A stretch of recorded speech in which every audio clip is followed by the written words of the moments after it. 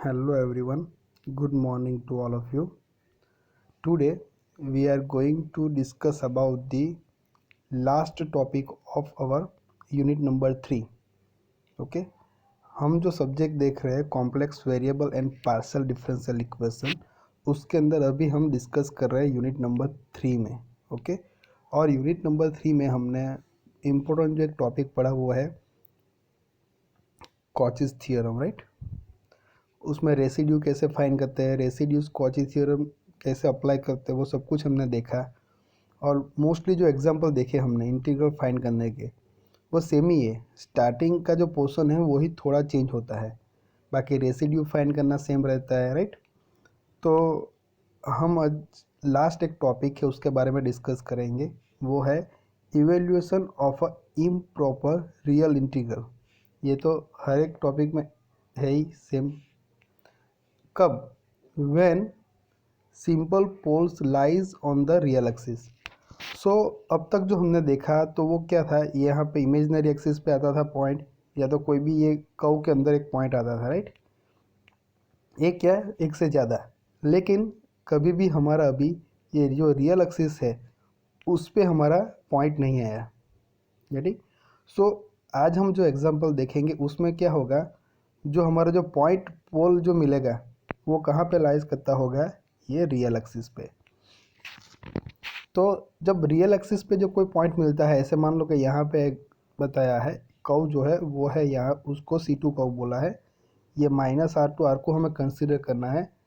तो ये एक पॉइंट है Z=B, वो कहाँ पे आता है, अभी रियल एक्सिस पे आता है, राइट. तो हम क्या कर सकते हैं, यहाँ पे एक वर्ड लिखा देखो, इनको ये पॉइंट को हम डिलीट कर सकते हैं. कैसे? By indenting the counter. मतलब इंडेंटिंग मतलब एक उसको क्या बोलते हैं, बाईपास जैसा कर देना, एक यहाँ पे खड्डा जैसा खोद दिया, देखो यहाँ पे. ओके, सो ये कर्व के जरिए यहाँ से हम निकल जाएंगे. ओके, तो ये कर्व के जरिए ये जो पॉइंट है रियल एक्सिस पे है उसको हम डिलीट कर सकते हैं. बस यही कॉन्सेप्ट है. अब कैसे करना है, तो ऐसा कोई भी इंटीग्रल दिया होगा हमें, ओके, फाइंड करने के लिए, उसको इवेल्युएट करने के लिए, तो हम क्या करेंगे, पहले कंसिडर करेंगे ये. तो सिंपली बात है, हम क्या करते हैं, यहाँ पे जो भी फंक्शन दिया होता है एफ ऑफ एक्स के टर्म में, उसकी जगह पे हम जेड के टर्म में लिखेंगे, राइट. एक्स की जगह पे जेड लिखेंगे, और कॉस या साइन आता है तो e⁻⁴ जो हम लिखते हैं बस उसी हिसाब से लिखेंगे, राइट. तो ये हो गया. बाद में इसके बाद में हम क्या करेंगे, ये एफ ऑफ जेड को लिखेंगे यहाँ से. एफ ऑफ जेड लिखने के बाद डिनोमीटर को इक्वल टू 0 करके हम पोल फाइंड आउट करेंगे. पोल देखेंगे कि ये कर्व के अंदर है, कहाँ पे है, रियल एक्सिस पे है, कहाँ पे है. देन वो पोल पे हम फंक्शन का रेसिड्यू फाइंड करेंगे, गेटिंग. एंड में हम कॉचीज रेसिड्यू थ्योरम अप्लाई करेंगे. तो देखो अभी क्या होगा, यहाँ पे ये जो ये जो पॉइंट है वो हमारा रियल एक्सिस पे आया, पोल जो है simple pole at Z=B on the real axis. Then तो उसका कैसे फाइंड आउट करना है, देखो पाई आई, 2πi नहीं लेना, pi i and residue of the function at pole Z=B. So Z=B point पे हमें रेसिड्यू फाइंड करना है, मल्टीप्लाई क्या करना है, पाई आई. अब फाइनल आंसर जो हमें लिखना है ये इंटीग्रल का, वो कैसे लिखेंगे, ये जो पॉइंट पोल जो हमारा रियल एक्सिस पे है उसका जो रेसिड्यू हुआ ना, ये वो तो लिखना ही है, ये वाला pi i into residue of function at pole B, plus उसके अलावा जो भी अंदर आएगा कर्व के अंदर उनका तो हम करते ही है, 2πi into residue of all the point, summation of all the point, right. Residue of function eight point summation of all the point which are lies inside the curve, getting. तो ये यहाँ पे ये दो एडिशन आ जाएगा, एक तो real axis पे जो आएगा उसका इस तरह से लिखना है, प्लस जो नहीं आएगा रियल एक्सिस पे और हमारा ये कर्व के अंदर होगा उसका इस हिसाब से लिखना है, राइट. सो यहाँ पे देखो ये Z=B पॉइंट जो है वो हमारा रियल एक्सिस पे है, तो इसका ये हो गया. और Z=Z1 एक पॉइंट लिया है, वो एक इनसाइड द कर्व है ना, रियल एक्सिस पे नहीं है, तो उसका हम जो नॉर्मल तरीके से हम करते थे रेसिड्यू, बस वही करना है। तो ये हमारा आंसर आ जाएगा। ओके, सो हम एग्जांपल देखते हैं अभी वन बाय वन। देखो यहाँ पे एक एग्जाम्पल नंबर 1 है, यहाँ पे क्या लिखा है, find the principal value of, ये माइनस इन्फिनिटी टू इन्फिनिटी है, d x divided by x square minus 3x plus 2 into x square plus 1, right. तो हम पहले क्या करेंगे, consider integral over the curve c f of z into d z. Okay, ये equal to, यहाँ पे जहाँ पे x है वहाँ पे z रखो, तो ये dx है तो dz आएगा, यहाँ पे Z square minus 3z plus 2 into Z square plus 1 हो गया। तो ये dz के अलावा जो भी आएगा 1 बाई ये, वो हमारा क्या हो जाएगा, एफ ऑफ जेड फंक्शन, तो वो लिख दिया। अब क्या करना है, ये डिनोमीटर इक्वल टू 0 करना है। ओके, वहाँ से हमें पोल मिलेंगे। तो देखो ये Z square minus 3z plus 2 जो है वो एक क्वाड्रेटिक इक्वेशन है, तो उसके जो फैक्टर है वो कैसे लिखेंगे हम, Z minus 1 into Z minus 2। तो यहाँ पे हमें दो पोल मिलेंगे, एक तो जेड इक्वल टू क्या मिलेगा 1, दूसरा क्या मिलेगा 2।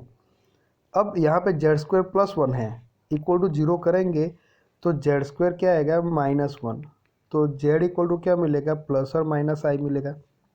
तो यहाँ पे भी दो पोल मिले हमें, plus i and minus i, तो मैं लिखता हूँ यहाँ पे plus i and minus i. तो देखो अभी यहाँ पे क्या करेंगे, हमें जो काउंटर सी जो है वो हमें ये ओनली जो अपर साइकिल है ना वही कंसिडर करना है। ये माइनस आई आया, तो माइनस आई तो एक्चुअली यहाँ पे आएगा, तो वो तो हमारा काउंटर सी के अंदर आता ही नहीं है, तो उसको कंसिडर करना है ही नहीं, वो आउटसाइड हमारा कर्व हो गया, राइट। सो माइनस आई को कंसिडर नहीं करेंगे, ओनली 3 पोल लेंगे, कौन कौन से, 1, 2 एंड आई। ओके, चलो, तो अभी यहाँ पे ये जो डिनोमीटर है उसकी जगह पे हम ये लिख देते हैं, चलेगा, फैक्टर के फॉर्म में, z-1 z-2 z plus i and z minus i. तो यहाँ पे ये जो 4 कर्व मिले ना, वहाँ से पता चलता है, यहाँ पे लिखा है देखो, the poles z equal to 1 and z equal to 2 ये रियल एक्सिस पे आते हैं, lie on the real axis, and pole z equal to y lie in the upper half of the circle, right. तो देखो यहाँ पे बताया गया है, ये z इक्वल टू 1 और z इक्वल टू 2, देखो ये रियल एक्सिस पे आ गया, और z इक्वल टू आई जो है वो यहाँ पे है इमेजिनरी एक्सिस, मतलब ये अपर सर्कल में आ गया, राइट। तो इनका तो हम नॉर्मल तरीके से करेंगे, लेकिन ये जो रियल एक्सिस पे आया है तो उसका हम क्या करेंगे, इस तरह से उसको बाईपास कर देंगे, दो कर्व C1 एंड C2 यहाँ पे लिखा है, राइट। तो उसको डिलीट कर देंगे, वो कैसे करेंगे वो भी हमें पता ही है, देखा ही है अभी।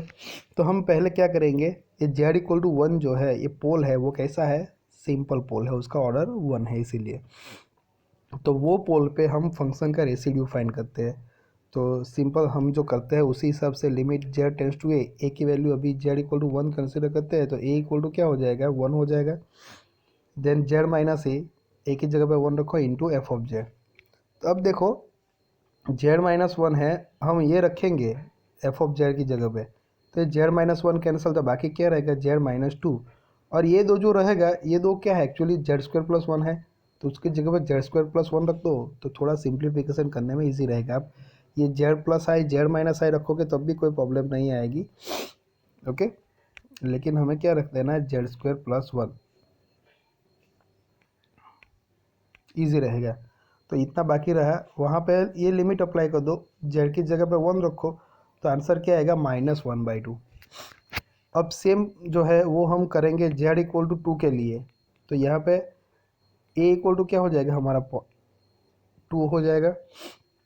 ये जो रेसिड्यू है जेड इक्वल टू 2 पे एफ ऑफ जेड का कैसे लिखेंगे, limit Z tends to A, तो ए की वैल्यू 2 रखी, जेड माइनस ए, सो ए की जगह 2 एंड एफ ऑफ जेड। तो यहाँ पे एफ ऑफ जेड हम रखेंगे फिर से, तो देखो ये z-2, ये z-2 कैंसिल, तो बाकी क्या रहेगा z-1, और ये 2 का मल्टीप्लिकेशन आता है जेड स्क्वायर प्लस 1, तो वो रहेगा। अब लिमिट को अप्लाई करते हैं हम, तो z की जगह पे 2 रखते हैं, तो हमारा आंसर आएगा 1/5। तो ये देखो ये जो रियल एक्सिस पे जो दो पॉइंट थे वो दोनों के ऊपर हमने ये रेसिड्यू फाइंड कर दिया। अब क्या करेंगे, ये जो तीसरा जो पॉइंट है वो हमारे कर्व के अंदर है, अपर हाफ साइकिल में है, तो वहाँ पर रेसिड्यू फाइंड करेंगे z इक्वल टू आई पे। तो सेम तरीके से residue of function F of Z at Z equal to i, तो यहाँ पे क्या आता है, limit Z tends to A, तो ए की जगह पे i, then Z minus A की जगह पे i into F of Z. अब देखो एफ ऑफ जेड की वैल्यू हम यहाँ पे रखेंगे, तो ये देखो ये जेड माइनस आई है, जेड माइनस आई ये कैंसिल हो जाएगा। अब ये दोनों जो फैक्टर है वो किसके हैं, इनके, तो आप ये भी लिख सकते हो या डायरेक्ट फैक्टर भी लिख सकते हो, जेड माइनस वन या जेड माइनस टू, और या तो उसकी जगह पे Z square minus three Z plus two रखो, और बाकी क्या रहेगा, जेड प्लस आई। तो यहाँ पे अभी लिमिट को अप्लाई करते हैं और सिंप्लीफाई करते हैं, तो इस तरह से आएगा। ओके, अब उसको भी हमें और सिंप्लीफाई करना है, तो देखो यहाँ पे बताया गया है, इस तरह से भी हम कर सकते हैं। ओके, रेशनलाइजिंग करके भी हम उसको थोड़ा सिंप्लीफाई कर सकते हैं। तो वो करने के बाद जो हमारा फाइनल आंसर जो आएगा वो है ये वाला। जो तीनों पॉइंट के लिए हमने रेसिड्यू फाइंड कर दिया, अब हमें क्या करना है, फाइनल आंसर लिखना है। तो प्रिंसिपल वैल्यू लिखनी है। प्रिंसिपल वैल्यू क्या आएगी, minus infinity to infinity f of x into d x.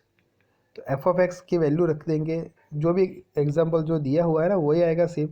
देखो ये वाला, वहाँ से ही हमने एफ ऑफ जेड लिखा था, इक्वल टू क्या लिखेंगे, जो रियल एक्सिस पे जो आया है ना वो पॉइंट का रेसिड्यू का टोटल तो करना ही है, लेकिन मल्टीप्लाई क्या करना है, पाई आई, टू पाई आई नहीं, so pi i into residue, summation of the residue at the pole which are lies on the real axis. तो पहला जेड इक्वल टू वन पे क्या आंसर आया, माइनस वन बाई टू।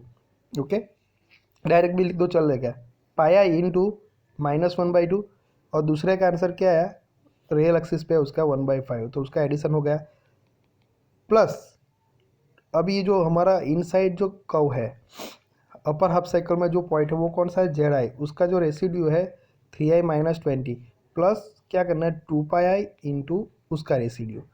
तो जो real axis पे आता है उसका क्या करना है, पाई आई, और उसका रेसिड्यू जितना भी होगा उसका क्या करना है, समेशन, प्लस वो रियल एक्सिस पे नहीं आता उसमें क्या करना है, टू पाई आई इंटू उसका जो रेसिड्यू उसका समेशन। तो यहाँ पे देखिए तो डायरेक्ट लिख दिया। ओके, तो देखो ये हो गया। अब देखो यहाँ से एलसीएम ले लो, 10 आएगा, तो इस तरह से माइनस थ्री बाई टेन लिखेंगे। यहाँ पे तो ये सेम ही है। ओके, तो टू टू कैंसिल हो जाएगा, यहाँ पे तो 10 रहेगा डिनोमीटर में, ये 2 तो 10 रहेगा, राइट। तो देखो यहाँ पे अब ये पाई आई को कॉमन निकाल लो तो भी चलेगा, या तो इसके साथ मल्टीप्लाई करके ये तीनों टर्म कर दो। अभी 10 एलसीएम हो जाएगा तो न्यूमरेटर में सभी का एडिशन हो जाएगा, तो minus three pi plus three pi cancel हो जाएगा यहाँ से भी। ओके, और यहाँ पे ये आई स्क्वायर की जगह पे माइनस वन रखोगे तो प्लस पाई हो जाएगा, तो आंसर क्या आएगा हमारा, पाई बाई 10। ओके, तो एग्जाम्पल दिखने में बहुत लेंथी लगता है लेकिन होता ईजी ही है। देखो यहाँ पे एक दूसरा एग्जाम्पल है, उसमें भी लिखा है using indentation along a branch cut so that, मतलब जो हम करते हैं ना रियल एक्सिस पे जो पॉइंट आता है तो उसमें क्या करते हैं, इंडेंटिंग करते हैं, मतलब इस तरह से बाईपास कर देते हैं, मतलब खड्डा जैसा बना देते हैं, तो उसको डिलीट कर सकते हो। ये करके हमें ये शो करना है कि लेफ्ट साइड जो है यहाँ से स्टार्ट करके आंसर हमारा क्या आना चाहिए, पाई बाई टू। तो देखो यहाँ पे इम्प्रॉपर इंटीग्रल तो है ही, जीरो टू इन्फिनिटी है यहाँ पे, देखो साइन सॉरी रेंज, तो कंसिडर करना पहले ये, और इक्वल टू इनको जेड के फॉर्म में लिखना है, तो डी एक्स की जगह पे डी जेड आएगा, ये डिनोमीटर में एक्स है उसकी जगह पे जेड, और साइन एक्स है तो उसकी जगह पे हम क्या लिखते हैं, उसको एक्सपोनेंशियल फॉर्म में e raise to iota Z. Okay, चलो, तो e raise to iota Z ये लिख दिया। अब यहाँ से हम फंक्शन लिखेंगे एफ ऑफ जेड क्या आएगा, डी जेड के अलावा जो भी है वो e raise to iota z divide by z, ये हमारा क्या आ जाएगा, एफ ऑफ जेड। तो यहाँ पे डिनोमीटर को जीरो करेंगे तो ये तो अकेला जेड ही है, तो जेड इक्वल टू जीरो करेंगे तो वही हमारे जेड इक्वल टू जीरो पोल आ जाएगा यहाँ पे डायरेक्ट। तो जेड इक्वल टू जीरो कहाँ पे आता है, देखो ये फिगर में यहाँ पे, तो ये जो पॉइंट है जेड इक्वल टू जीरो, ये तो हमारा रियल एक्सिस पे ही है ना, तो यहाँ पे हमें इंडेंटिंग करनी है और उसको डिलीट करना है, राइट। तो जेड इक्वल टू जीरो एक ही पोल आया, उसका ऑर्डर भी एक है, तो वो एक सिंपल पोल हो गया और वो रियल एक्सिस पे है। तो अब हम क्या करेंगे, वो पोल के ऊपर हमारा जो फंक्शन का रेसिड्यू फाइंड करेंगे। तो residue of function F of Z at the pole z equal to zero, तो क्या आएगा, limit Z tends to zero, तो एक ही जगह पर जेड, तो क्या आएगा, जेड टेंस टू जीरो एक ही जगह पे, इंटू क्या आता है, जेड माइनस ए, तो ए जीरो हो जाएगा, into F of Z, A zero हो जाएगा, तो ये जेड आएगा, एफ ऑफ जेड क्या है, e raise to iota z divide by z, z जा कैंसिल, तो क्या आएगा, e raise to iota z यहाँ पे। अब लिमिट अप्लाई करते हैं, तो ई रेस टू जीरो हो जाएगा, तो आंसर क्या आ जाएगा, 1 आ जाएगा।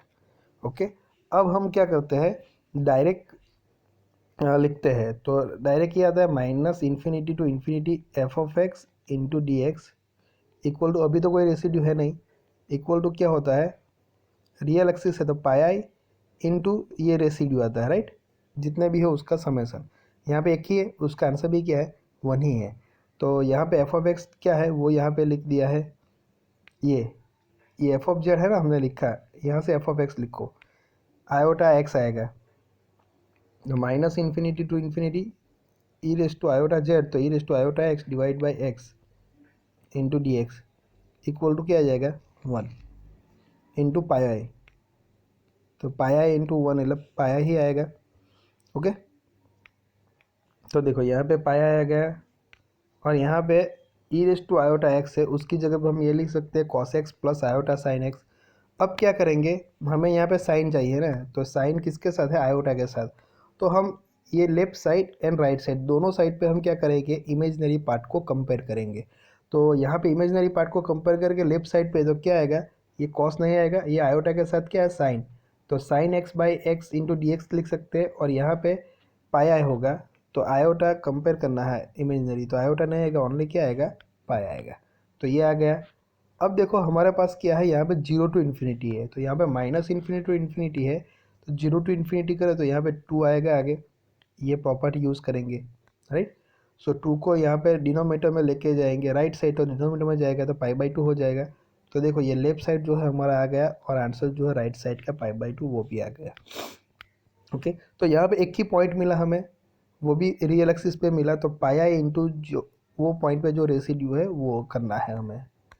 ओके, और यहाँ पे याद रखना है, ऐसे जो आता है ना साइन एक्स कॉस एक्स, तब याद रखना है e raise to iota Z करते, तो यहाँ पे ई रेस टू आयोटा एक्स के बाद इस तरह से एक्सपेंशन करना है।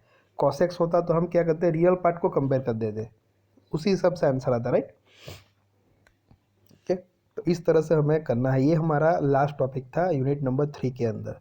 सो अभी हमारा सारे यूनिट अभी ख़त्म हो गए हैं। अभी जो हमारा फाइनल यूनिट है यूनिट नंबर 5, उसमें जो लास्ट टॉपिक है हीट इक्वेशन, वेव इक्वेशन, उसके बारे में अभी हमने डिस्कस नहीं किया है, तो नेक्स्ट लेक्चर से हम उसके बारे में देखेंगे।